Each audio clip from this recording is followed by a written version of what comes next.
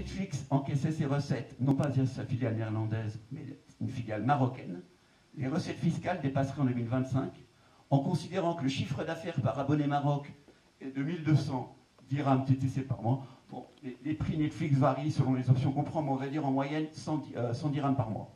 Pourquoi le lancer aujourd'hui? Parce qu'en fait, il est brûlant d'actualité. Comme vous avez vu là en présentation, de très nombreux pays, qu'ils soient grands ou petits, passent à l'action. Et la France, c'est dès demain. Le Canada, c'était la semaine dernière. La Grande-Bretagne, c'est demain.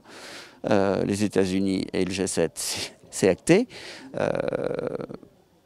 Oui, parce que le problème de la concurrence déloyale liée au non-respect des règles fiscales par certains opérateurs parce qu'ils sont en ligne, démotive et empêche tout développement économique. Là, on a vu qu'on a réussi à imposer à Netflix de jouer à la règle du jeu. Ce qu'on fait payer Netflix, il le fait payer aux consommateurs.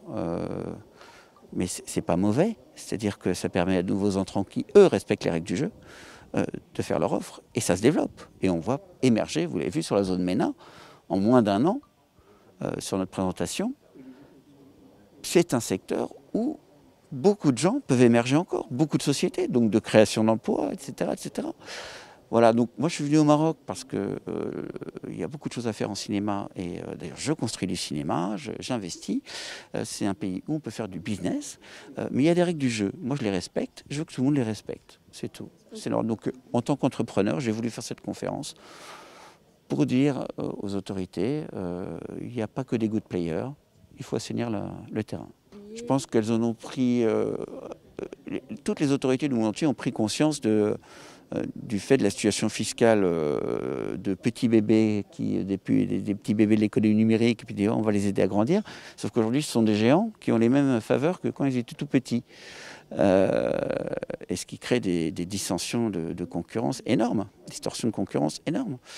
Donc je pense qu'elles sont au courant depuis longtemps. Simplement, notre secteur étant tout petit, celui du cinéma au Maroc encore, parce que du fait du manque de salles, j'ai voulu faire cette conférence pour leur apporter un éclaircissement, un focus sur un secteur qu'ils ne connaissent peut-être pas très bien, et surtout sur le potentiel que représentent les services de vente de films en ligne pour le Maroc.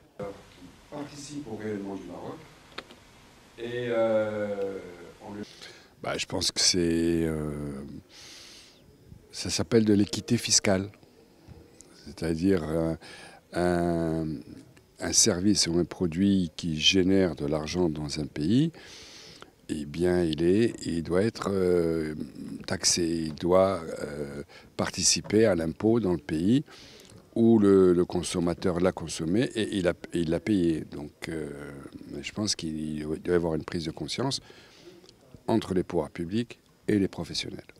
C'est important que les professionnels soient associés à ce débat. Pas du tout, parce qu'ils ne sont pas opérateurs ici directement, donc on n'a aucune prise là-dessus. Vous savez, le seul contact... non, quand ça arrive de produire, c'est un producteur comme un autre. Okay. Et donc nous les servons comme nous servons n'importe quel producteur étranger. Et en plus, ils ne produisent pas directement.